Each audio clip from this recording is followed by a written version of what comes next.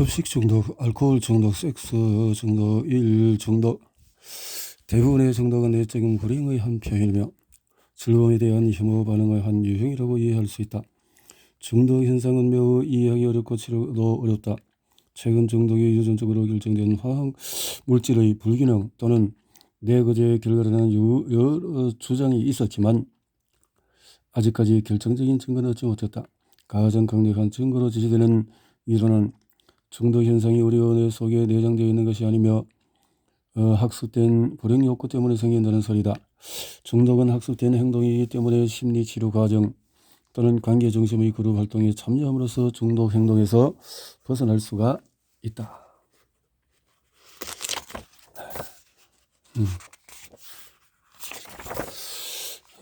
자, 책을 보면서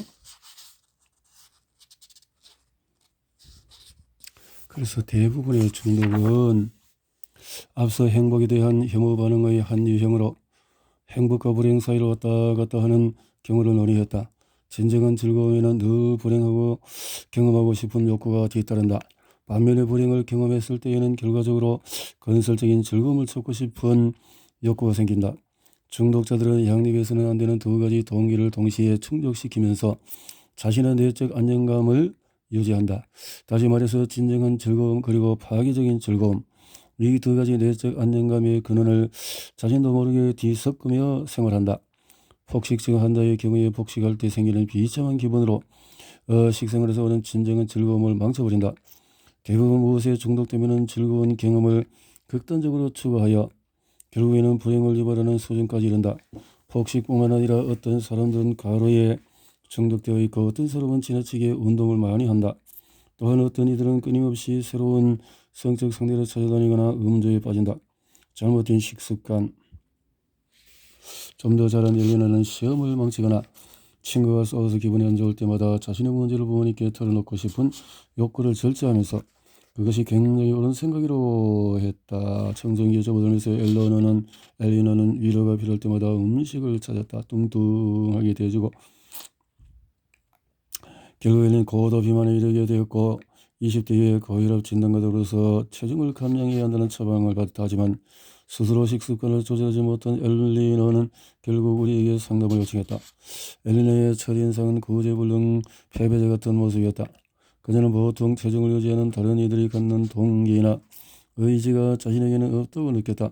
상담을 하며 엘리너는 자신이 어릴 때 경험한 신체적인 고립과 외로움을 부모님의 사랑과 행복이라고 믿으면서 자라왔다는 사실을 깨달았다.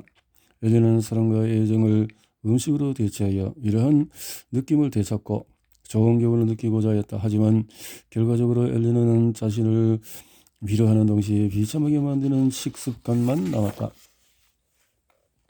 하지만 먹는 즐거움은 폭식할 때의 비참한 기분과는 별개다.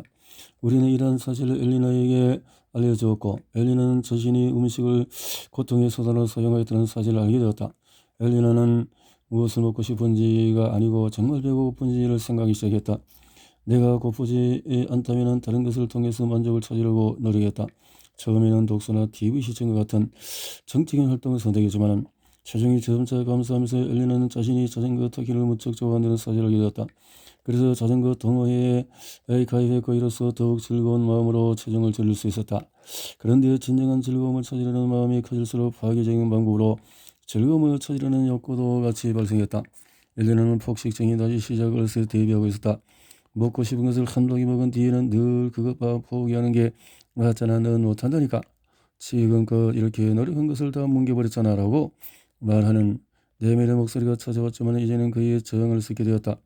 엘리너는 폭식을 할 때마다 마음을 다잡고 다시금 다이어트에 최선을 다했다. 언젠가 후퇴의 순간이 올 것을 예상하고 그 순간을 줄여나가는 방법을 배웠다. 폭식하고 싶은 욕구가 강해질 때면은 음식 양을 정해놓고 먹으며 폭식하고 싶은 욕구가 충족시키되 또 다이어트에 피해가 덜한 방법을 선택했다. 2년 뒤에 엘리는 건강한 체중에 도달할 수 있었다. 진정한 즐거움과 파괴적인 즐거움 사이의 균형은 각기 다를 수 있다. 행복을 선택하기. 자, 이제는 선택 회복 단계. 선천적인 즐거움은 낙관적인 주의는 내적 불행의 방해에도 결코 사라지지 않는다. 당신도 중요한 여러 요소가 자신의 통제 밖에 있다고 생각했을지도 모른다. 하지만 그런 일들의 영향을 받는다고 해서 삶의 질이 흔들려서는 안 된다. 최악의 상황에 봉착했더라도 내적 평정심을 유지하고 자신이나 타인을 불쾌하게 만들어서 위안을 찾으려는 욕구를 피할 수가 있다. 내적 불행으로 고통을 받고 있지만 그것이 왜 일어나는지 모르겠다면 아직까지 삶의 방식을 직접 선택할 기회가 한 번도 없었거나 노력했음에도 여러 차례 실패했을지도 모른다. 스스로를 불행하게 만들려는 학습된 욕구와 진정한 행복을 추구하는 능력의 충돌을 인식하면 불행에서 탈출하기가 훨씬 쉬워진다. 내적 불행이 무엇인지 아는 것도 중요하다. 그것이 무엇인지 알아야 노력 뒤에 따라오는 후퇴의 순간에 대비할 수 있기 때문이다. 여기서 말하는 후퇴라는 결심한 것을 실천하는 데 수반되는 어려움을 말한다. 긍정적인 선택이 내적 평정심을 깨뜨릴 수 있다는 점을 알게 되면 결심이 흐려지거나 다시 원점으로 돌아가더라도 낙심하지 않을 수 있다. 그리고 이런 후퇴의 순간을 실패로 보지 않고 치유 과정의 일부로 인정할 수가 있다. 지금까지 자신이 하나의 방향성을 가진 일관된 존재라고 생각해 왔을 것이다. 하지만 인간은 양립할 수 없는 두 가지 동기를 가진 존재이다. 그 가운데 하나는 진정한 즐거움을 누리고자 하는 동기이고 다른 하나는 불행을 쫓는 동기다. 어떤 선택이 흥미롭다고 해서 그것이 반드시 진정한 즐거움이 되지는 않는다. 예를 들어서 한 운전자가 매우 졸린 상황에서도 일정에 맞추기 위해서 운전을 멈추지 않겠다고 마음먹었을 때 본인은 그것이 올바른 결정이라고 느낄 수 있다. 하지만 사실 이 운전자는 자신의 내적 불행 때문에 안전을 우선하는 진정한 즐거움을 제쳐두고 잘못된 즐거움을 선택한 것이다. 흥미로운 선택지가 있을 때에는 내적 불행 때문에 그것에 끌리는 것인지 아니면 진정한 즐거움의 욕구를 채워주기 위해서 끌리는 것인지 생각해 봐야 한다. 다이어트 중인 사람이 슈퍼마켓에서 초콜릿을 보며 유혹을 느끼는 것도 이러한 예에 해당한다. 초콜릿을 먹으며 느끼는 즐거움은 건강한 체중에 도달하려는 진정한 즐거움을 방해하기 때문에 실제로는 내적 불행에 따른 것이다. 이 사실을 깨달으면 초콜릿의 유혹을 쉽게 뿌리칠 수 있다. 회복의 단계. 내적 불행을 극복하는 단계는 다음과 같다. 시작하기, 후퇴, 의지, 자신을 내적 불행에서 회복되고 있는 사람으로 인식하기. 각 단계에는 서로 다른 계획과 조심성이 요구된다. 내적 불행을 끝내는 과정에서 진정한 향상이란 여러 번 실패하더라도 더 많이 도전해서 결국 성공하기이다. 그러면 여러 후퇴의 순간이 왔을 때 긍정적으로 반응할 수 있다. 시작하기, 비록 시작하고 싶지 않더라도 바꾸고 싶은 것이 무엇이든지 이를 위해서 노력을 시작하는 것 자체가 어려운 일이다. 대부분 자신이 무엇을 해야 하는지 정확히 알고 있다. 다이어트, 올바른 식습관 유지하기, 운동하기, 업무 제 시간에 완수하기, 금전, 재정관리, 사랑하는 이들과 함께 시간 보내기 등 문제는 그 시작 시기를 계속 미룬다는 점이다. 새해부터 하는데 이런 프로젝트만 끝나면 바로 시작할 거야. 여행 다녀온 뒤에 해야지와 같은 핑계를 대며 지금만 아니라면 언제든지 시작할 수 있는 것처럼 미룬다. 그리고 더 나은 삶을 위한 계획을 설정하는 것만으로도 이미 향상된 듯한 기분을 느낄 수 있다. 문제는 그렇게 쉽게 마음먹은 것은 실패하기도 무척 쉽다는 것이다. 당장 할 일이 아닌데 왜 미리 내적 불행에서 시달리겠는가. 계획한 날짜가 다가오면 점점 결심이 흔들리기 시작할 것이다.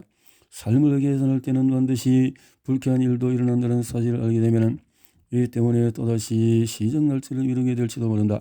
그러면 무언가 전진하고 있다는 좋은 느낌도 받으면서 노력의 첫발을 내딜 때 부딪혀야 하는 내적 대립도 피할 수 있게 된다. 이렇게 노력을 전혀 시작하지 않는다면 오랫동안에 느끼며 살아온 그 익숙한 불편함이 살아나서 내적 불행을 만족시키게 된다. 첫발 내딛기를 자꾸만 미루는 것은 시작일이라고 하면서 내적 갈등이 점점 쌓이고 있기 때문이다.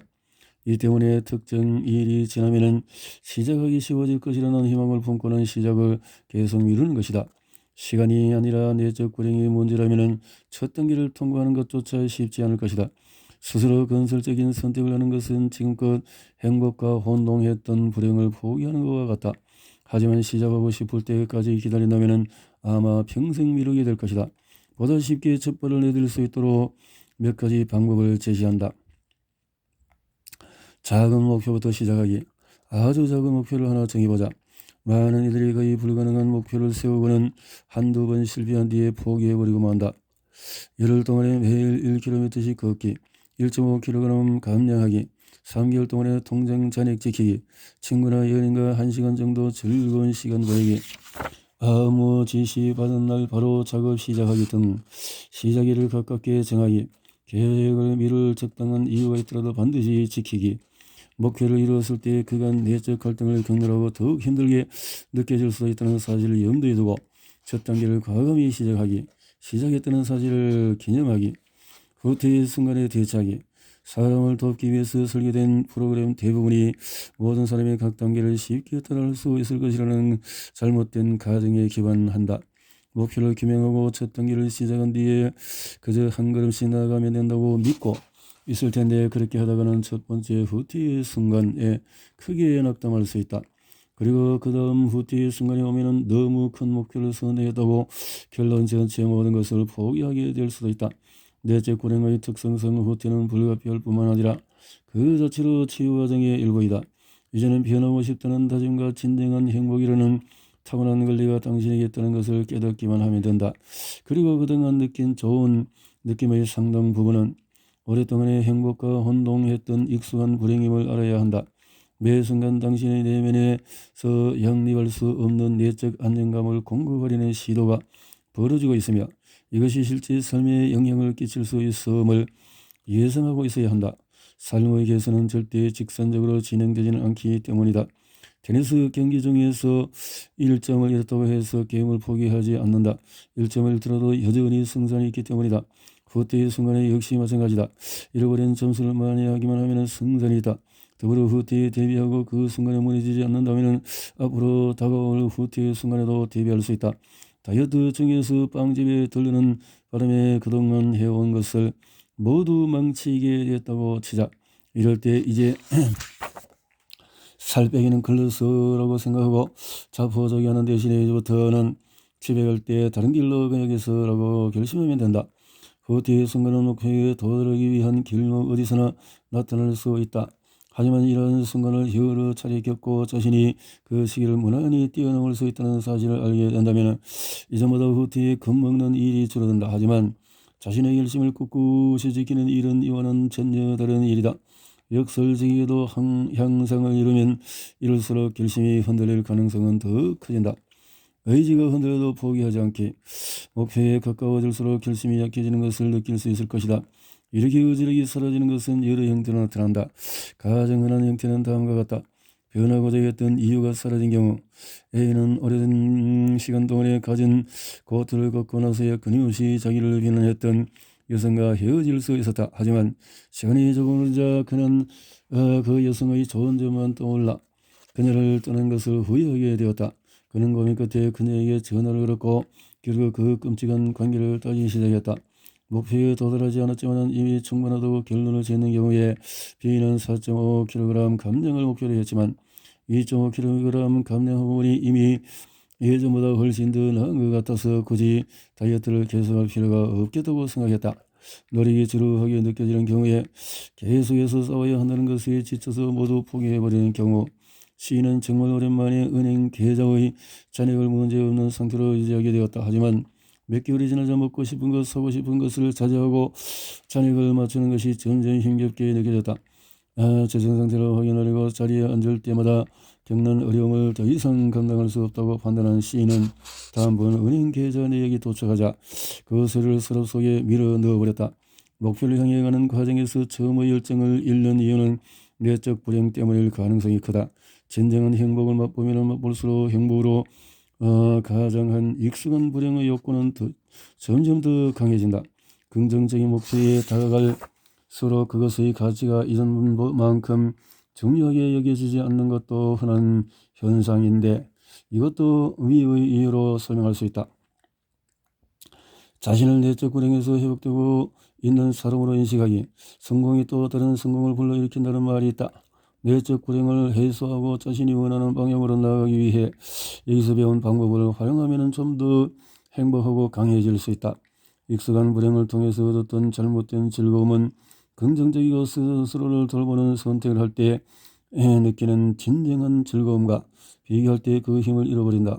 무슨 일이 잘못되었을 때 분노와 자기 비판으로 반응하기보다는 자신에게 연민을 가지고 건설적인 방법으로 반응해 진정한 즐거움을 경험하기 시작하면 분노와 자기 비판에서 얻었던 잘못된 즐거움은 대부분 사라진다.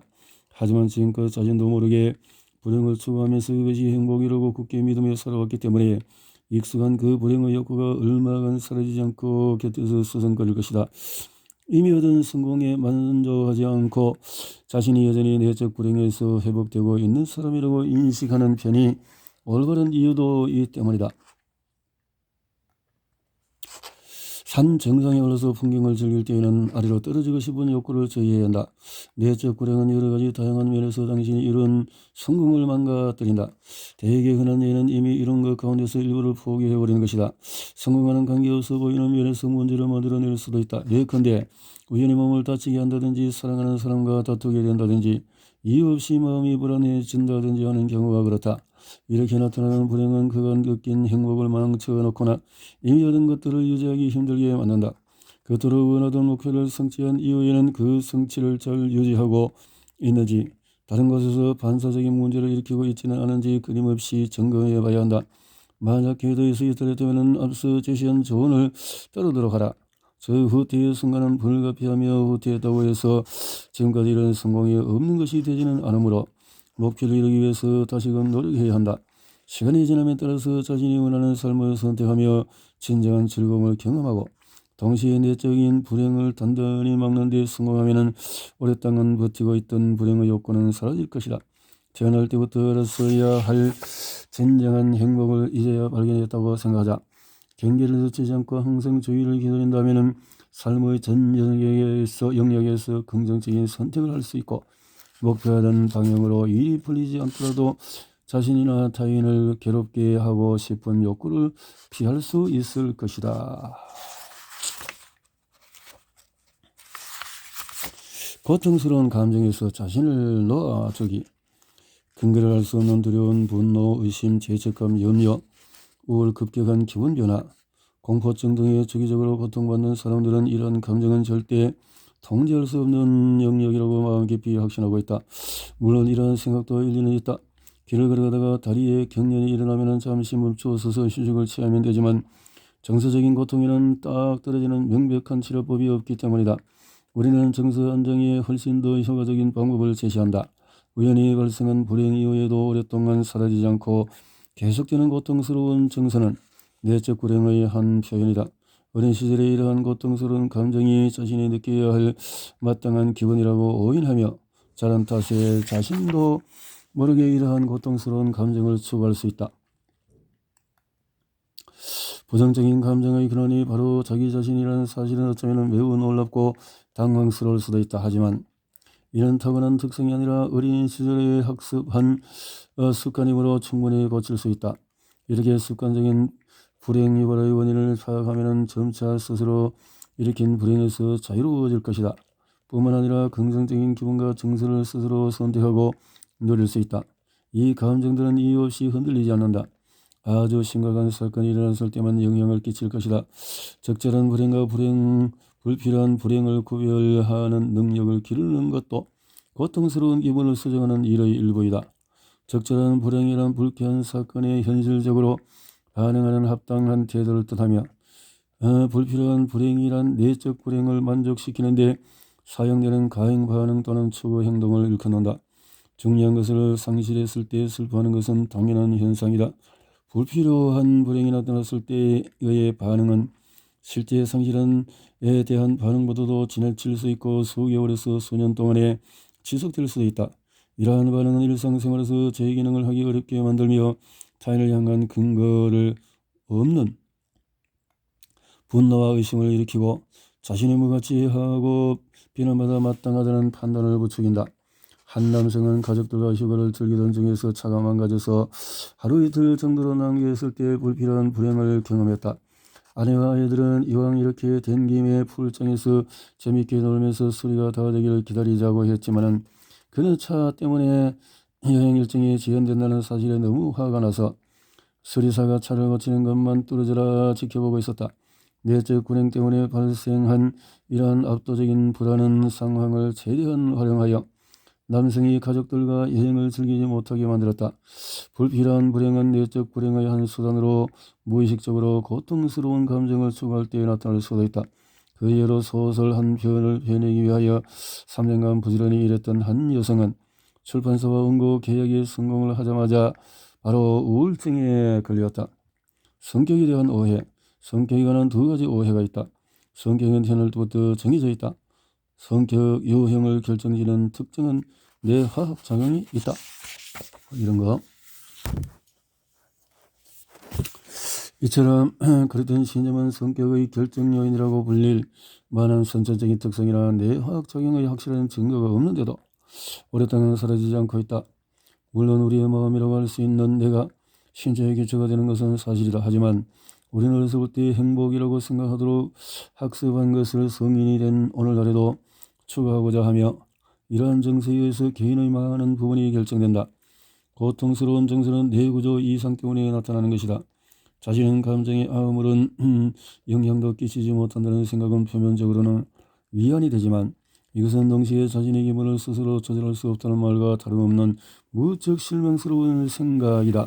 그래도 한 가지 반가운 소식이 있다. 의식하지 못하더라도 감정의 주인은 바로 자기 자신이라는 점이다. 우리는 스스로 내면의 강도를 향상시킬 방법이 남아있다. 많은 이들이 급격한 기분 변화는 후천적이며 그 안에 숨은 의도가 있다는 사실을 믿지 않는다. 화나고 우울하고 불안한 이들이 태어날 때부터 그런 시기였거나 생물학적인 결과로 그러한 고통스러운 기분이 발달했다고 생각하는 것이다. 이를 뒷받침하듯이 어떤 아기들은 신체적인 문제가 전혀 없는데도 짜증을 낸다. 하지만 사실 모든 아기는 엄마 뱃속에서 정서 반응을 어느 정도 결정짓는 태아기 경험을 거친다. 이 기간이 약 9개월이니 마냥 무시할 수만은 없다. 한 연구 결과에 따르면 스트레스에 시달리고 있거나 우울에 빠져 있는 여성의 태아는 특정 자극의 높은 수준의 스트레스 호르몬을 만들어내며 이들의 스트레스 호르몬은 다른 태아들보다도 상승된 상태로 남는다고 한다. 따라서 이 아이들이 다른 아이들보다도 짜증이 잦은 점은 놀랄 일이 아니다. 만약에 아이가 심하게 짜증을 내더라도 부모가 올바른 태도로 꾸준히 아이를 돌보면 그 아이는 점차 차분하고 융통성 있는 어린이로 자랄 수 있다. 성마른 성격이 그 아이들의 뇌 속에 내장된 것은 아니기 때문이다. 뇌화학 작용에 영향을 끼치는 약물이 우울, 불안과 같은 감정을 완화시키는 데 도움이 된다고 알고 있습니다. 그렇다면 고통스러운 기분에는 생화학적인 이유가 있는 것 아닐까요? 라며 궁금해할 사람도 있을 것이다. 어떤 약물이 정서적 안정을 증진한다고 해서 그 사람의 정서적인 고통이 생화학적인 이유 때문이라고 말할 수는 없다. 우선 약물 효과는 플라세보 효과에 의한 것일 가능성이 있다. 말해서 건의 누군가가 그 약물의 효능을 인정했다는 사실만으로도 사람들의 상태가 나아질 수 있다는 말이다. 게다가 약물로 사람의 정서적인 고통을 완화하는 데 성공한다 해도 이것이 정서적인 고통을 유발하는 원인에 직접 작용한다고 보기는 매우 어렵다. 한 화학물질이 격렬한 정서적인 고통을 가라앉혔다고 해서 그 불편한 감정의 근원이 화학적인 불균형이 있다고 볼 수 있을까? 이해를 돕기 위해서 예를 들어보겠다. 머리가 너무 아파서 진통제를 복용했다고 치자. 두통은 사라졌지만 고통을 유발한 것이 정서적인 불편함이나 분노인지 혈관 문제인지 아니면 다른 이유인지 알 길이 없다. 정서적인 고통을 억누르는 것은 그 고통을 이해하고 치료하는 것과는 전혀 다르다. 더불어 뇌에 작용하는 모든 약물은 심각한 신체적인 변화에서부터 혼란스러운 느낌에 이르기까지 다양한 부작용을 수반한다. 임상적인 증거를 통해서 우리는 정서적인 고통의 주 원인이 생화학적인 것이 아니라는 주장의 타당성을 알 수가 있다. 이는 심리적인 도움을 주는 것이야말로 삶을 불쾌하게 만드는 정서적인 기복에서 개인을 자유롭게 해줄 수 있다는 증거다. 고통스러운 감정들이 태생적인 것이라면 심리치료는 아무 소용없는 일일 것이다. 우리를 포함한 여러 연구자들은 거의 모든 정서적인 문제는 심리치료를 통해서 치료될 수 있다는 사실을 입증해왔다. 한 번은 치료가 불가능하다는 청소년들을 돕기 위해서 시범 프로그램을 설계하여 운영했다. 일리노이 정신건강부서에서는 폭력적이고 치료를 거부하는 10대들이 프로그램에 참여시켰다. 미국 내의 그 어떤 프로그램도 이 청소년들을 받아들이지 못했는데 우리가 그들을 만났을 때 그들은 평생 공공시설에서 살아야 하는 운명에 처해 있었다. 이 청소년들은 아주 작은 실망이나 긍정에도 살인적인 분노로 반응했다. 그들은 어릴 때부터 수많은 신체적인 정서적인 학대를 경험했다. 그래서 그 아이들은 행복과 불행을 혼동했고 결과적으로 자신에 대해서 극단적으로 파괴적인 행동을 하게 되었다. 그들 가운데 한 소녀는 그때까지 글을 전혀 읽을 수 없지만 다른 사람들에게는 읽을 수 있는 척 해왔기 때문에 학교에 가는 것이 두렵다고 털어놓았다. 그 말을 마친 그는 갑자기 밖으로 달려나가 치료자의 차량에 돌을 던졌다. 이 소녀는 하루 전부터 행복과 불행과 혼동하여 불행 속에서 위안을 찾았다. 그런데 이 심한 성인과 수치스러운 비밀을 나누는 진정한 즐거움을 거치자 그간 모든 이들에게 소외당했다면서 느꼈던 그 불행한 느낌이 사라진 것이다. 혼란을 느낀 소녀는 자신도 모르게 치료자에게 격렬한 분노를 품고 차가 만들어 놓은 잘못된 즐거움, 잘못된 즐거움을 되찾으려 한 것이다.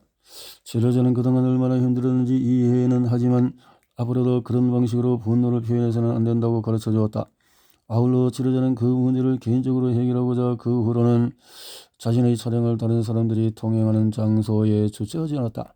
이와 동시에 치료자는 소년이 자신의 비밀을 공유하면서 치료자와 가까워졌고 그러한 향상에 대한 반응으로 폭력적인 행동을 저질렀다는 사실을 깨닫도록 도와주었다. 이 심리치료 프로그램에 참여한 청소년 전원이 극적인 향상을 보였다. 비록 주 정부의 행정체계 개편으로 자금 조달이 끊기면서 프로그램을 완수하지는 못했지만 참여했던 모든 청소년들은 사회로 돌아갈 수 있을 만큼 나아졌다.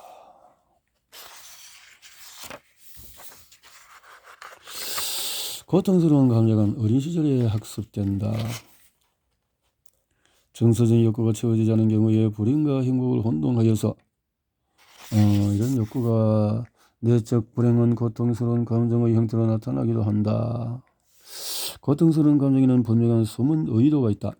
불안, 우울, 이유를 죄책감, 성마름 등의 불쾌한 기분으로 고통스러울 때마다 이러한 감정이 우연히 나타났다고 생각해왔을 것이다. 하지만 어린 시절부터 좋은 감정과 이 불쾌한 감정을 혼동하며 자랐기 때문에 무의식적으로 이러한 감정에 의지하는 것이다. 이처럼 행복에 대해서 잘못 학습한 이들은 좋은 기분을 느끼려고 시리에 빠져있는 자신을 위로하려고 또는 즐거움에 대한 반응으로 불쾌한 감정에 의지한다. 이 불쾌한 감정이 마치 외부에서 누가 관여한 것처럼 느껴질지도 모르겠지만 사실 그 안에는 자신의 의도가 숨어있다. 감정을 만들어내는 주체가 바로 자신이라는 사실을 깨달으면 기분이 아닌 좋은 기분을 선택할 수 있는 힘 역시 나 자신에게 있던 사실을 발견할 수가 있다. 꿈을 만들어내는 사람도 나 자신이다. 기분과 마찬가지로 꿈의 주인도 바로 자신이다. 공성이나 논리적인 분석과 같은 꿈도 마음의 산물이다. 꿈은 진정 행복의 욕구와 후천적으로 습득한 불행의 욕구를 모두 충족시킬 수가 있다. 악몽은 향상의 증거다. 악몽은 향상의 증거다. 공장 관리자인 데이빗은 부하 직원들에게 가혹하게 굴어서 해고의 위험에 처했던 적이 있다. 한 근로자가 생산 라인을 멈추게 했던 날 데이빗은 그 근로자에게 비난을 퍼부을 뻔했지만 가까스로 자신의 기분을 조절했다. 그런데 바로 다음 날 밤 그는 이상한 꿈을 꾸었다. 꿈속에서 그는 책상 앞에 앉아서 상호를 보고 있었는데 느닷없이 상사가 나타나서 자신을 해고했고 곧이어 모든 근로자가 그를 조롱하면서 장비를 들고 위협하느니 공장에서 쫓아냈다. 그는 이 악몽 때문에 몹시 동요했다. 하지만은 이내 자신의 기분을 조절하여서 상황을 개선할 일 때문에 무의식적으로 스스로에게 분노했다는 사실을 깨달았다. 그 악몽은 자기 파괴의 충동을 아주 생생하게 나타내서 그가 깨어 있는 동안에 겨우 피할 수 있었던 정서적인 고통을 유발했고 이를 통해서 내적 불행의 욕구를 충족했다. 목표를 향해서 나아갈 때 악몽을 꾸는 사람들이 있다. 상황이 진전될수록 악몽을 꾸는 횟수도 증가한다. 이런 악몽은 목표를 따라서 전진하고 있는 진정한 즐거움을 스스로 허락했다는 사실 때문에 나타나는 분노의 한 형태다. 목표를 따라서 전진하는 진정한 즐거움은 그동안 자신도 모르게 행복과 혼동했던 익숙한 행복을 사라지게 만든다. 고통스러운 기분 고치기, 원하는 삶을 사는 능력을 방해하는 고통스러운 감정은 어린 시절의 행복과 불행을 혼동하면서 습득한 것이다. 이것은 태어나면서부터 내면에 잠재되어 있는 진정한 즐거움의 욕구와 끊임없이 경쟁을 벌이기 때문에 얼마든지 고쳐서 떨쳐버릴 수 있다. 우리는 아주 오랫동안에 자신을 괴롭히던 우울, 불안, 알 수 없는 죄책감 등의 고통스러운 감정에서 자신을 놓아주는 데 성공한 사람들을 여러 차례 목격했다. 불필요한 불행에서 회복할 수 있도록 도와줄 길잡이를 소개한다. 불쾌한 감정도 당신을 위로할 수 있다는 사실을 인정하기. 어떤 상황에서 고통스러운 감정에 빠지는지 찾아라. 어떤 이들은 일상생활에서 무슨 일이 잘 되지 않을 때 고통스러운 감정에 빠진다. 고통스러운 기분에 빠질 가능성이 큰 상황이 언제인지 알아냈다면 이제 그 상황에 대비하자. 고통스러운 것이 이렇게 고통스러운 감정을 각각의 맥락에서 이해할 수 있게 되었다면 비로소 회복의 길에 접어든 것이다. 적절한 불행과 불필요한 불행의 차이를 이해하기. 이렇게 다양한 노력으로 심리적으로 정서적인 욕구를 적절히 충족받은 아이들이 성인이 되었을 때 그들이 스스로 만들어낸 감정은 긍정적인 것뿐이며 대개 부정적이지 않다. 성인이 된 그들은 항상 사랑받는다고 느끼며 위로와 안정감을 누리려고 우울이나 다른 고통스러운 감정에 의지하지 않아도 된다. 반면에 정서적인 욕구가 채워지지 않아서 불행을 통해서 행복을 누리는 법을 배웠다면 성인이 되었을 때 때때로 불쾌한 감정, 불필요한 불행을 일으켜 위안을 삼는다. 고통스러운 기분에서 자신을 놓아주려면 우선 불필요한 불행과 적절한 불행을 구별하는 것이 필요하다. 어떤 사람들은 자신의 감정을 일기로 기록한다. 하지만 그런 일을 매우 귀찮아하는 사람들도 있다. 어떤 방법을 선택하는지는 상관이 없다. 다만 자신의 불행이 불필요한 것이며 스스로 유발한 불행이라는 것을 알아차리기 시작하는 일이 중요하다. 예를 들어서 상실이나 실망을 경험했을 때 자연스럽게 어느 정도 슬픔을 경험할 수는 있다. 하지만 경험한 것에 비해서 지나치게 고통스럽다면 불필요한 불행을 겪고 있는 것이다. 다음의 목록을 참고하면 불필요한 불행과 적절한 불행을 구별할 수 있을 것이다. 적절한 불행. 적절한 불행은 누가 봐도 힘든 상황에서만 나타난다. 이러한 사건은 사랑하는 사람의 질병이나 사망, 원하는 직장의 면접, 탈락, 승진, 실패 등이 있다. 적절한 불행은 실망감 또는 슬픔도 포함하며 심각한 상실의 경우에는 불특정한 분노 감정을 포함하기도 한다. 적절한 불행에는 자기 비판의 감정, 사라지지 않는 우울, 타인을 향한 이유 없는 분노, 허탈한 상태, 또 근거를 할 수 없는 두려움과 불안도 포함이 된다. 불필요한 불행. 불필요한 불행은 자신을 향한 가혹한 감정, 만성 우울, 근거를 할 수 없는 두려움과 불안, 의심 또한 허탈한 상태의 분노 등이 포함된다. 불필요한 불행은 실제 상실의 경우에 추가적으로 나타날 수 있다. 한 남성은 자신의 청력이 악화되었다는 사실을 알게 된 뒤에 슬픔을 느꼈다. 더불어서 이제 보청기를 끼고 다녀야 한다는 생각에 대한 수치감을 느꼈다. 그래서 그는 의사의 지시에 따르지 않고 보청기 착용을 소홀히 했다. 그러나 동시에 잘 들을 수 없다는 좌절감으로 인해서 고통스러워했다. 불필요한 불행이 어떤 사건과 반드시 연관되는 것은 아니다. 좋은 기분 뒤에 나타나기도 하고 아주 우연히 나타나기도 한다. 나 자신을 알기. 불필요한 불행을 언제 어떻게 경험하는지 알아내기. 우선 자신을 가장 고통스럽게 만드는 불필요한 불행의 종류가 무엇인지 찾아내야 한다. 어떤 이들에게는 이것이 쭉 처지는 기분일 수도 있고 어떤 이들에게는 떨쳐버릴 수 없는 부정적인 생각, 감정적일 수 있으며 까다로운 모를 짜증일 수도 있다. 당신은 자신을 괴롭게 만드는 불필요한 불행이 어떤 종류인지 이미 너무나 잘 알고 있는지 모른다. 예를 들어서 어떤 사람은 비행기 타기를 무서워할 수도 있고 어떤 사람은 남들 앞에서 나서는 것을 몹시 불안해할 수도 있다. 그런가 하면 자신이 경험하는 특정한 불필요한 불행이 눈에 보이지 않을 수도 있다.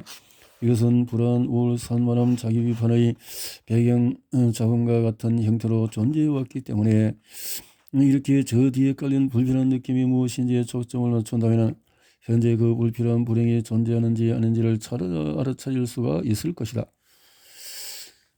삶을 방해하는 부정적인 감정이 무엇인지 알아냈다면 이제 그 감정이 언제 나타나는지 추적해 보기를 바란다. 비행이나 공적인 연설을 두려워하는 것처럼 그 기분은 어떤 경우에 특정한 활동으로 인해서 자극받는다. 전혀 그 시작점을 찾을 수 없을 때도 있고 특별히 좋은 감정을 느꼈거나 기대치 않은 실망을 마주쳤을 때 그 느낌 뒤에 불필요한 불행이 찾아올 가능성도 크다. 하루를 보내서 감정 변화를 기록해보자. 즐겁고 만족스러운 기분을 느꼈다면 이런 긍정적인 기분이 금세 부정적인 기분으로 바뀌지 않는지, 바뀐다면 언제 바뀌는지 알아보라. 그리고 일정한 패턴이 나타날 때까지 계속 관찰하길 바란다. 우울하면 패턴이 있다. 역사 교사인 지일은 우울한 기분이 좀처럼 가시지 않아서 괴로워했다. 물론 이를 갈면서 버틸 수는 있었지만 우울한 감정들은 그녀를 푹 지치게 했다. 무엇보다 이런 감정들이 제멋대로 휘몰아치기 때문에 스스로도 언제 기분이 안 좋아질지는 알 수 없다는 점이 가장 불편했다. 결과 지일은 무력감을 느꼈고 좋은 기분이 들 때에도 즐길 수가 없었다. 그 좋은 기분이 언제 다시 우울함으로 바뀔지 알 수 없는 노릇이기 때문이다. 내적인 불행이 무엇인지 배우기까지 그녀는 주기적으로 압박감을 느끼는 삶을 살았다. 지일은 자신의 우울함에 확실한 패턴이 드는 것을 발견하고 깜짝 놀랐다. 지일은 항상 행복을 느낀 뒤에 우울함을 느꼈고 좋은 기분이 클수록 더 우울해지고 지속기간도 길었다. 이러한 패턴을 방해하고 삶을 되돌아보니 언제나 비슷한 일이 일어나고 있었다. 결혼식 다음 날 지일은 몹시 기운이 없었다. 왜 그렇게 냉랭하자고 묻는 남성에게는 몸이 아프다고 돌려댔다. 하지만 이런 내적 불행의 영향이었다. 하모는 수업이 원활하게 진행되어서 자신의 직업이 무척 자랑스럽게 느껴졌다. 하지만 집으로 돌아오는 길에는 자신의 삶에서 완전하지 않은 부분을 골똘히 생각하게 되었고 집에 도착할 쯤에는 어느새 불만족스럽고 짜증이 나는 기분이 되었다.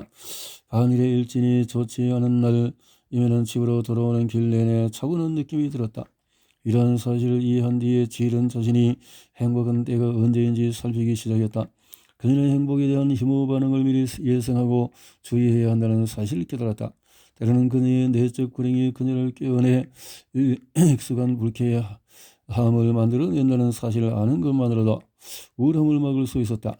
심지어 우울한 기분이 느끼더라도 이제 그녀는 이미 준비가 되어 있었다. 자신의 감정을 충분히 이해했고 이것이 또다시 나타날 것이라고 예상했기 때문에 이제 우울한 감정이 이전만큼 압도적으로 느껴지지 않았고 스스로도 더 이상 무력하다고 느끼지 않았다.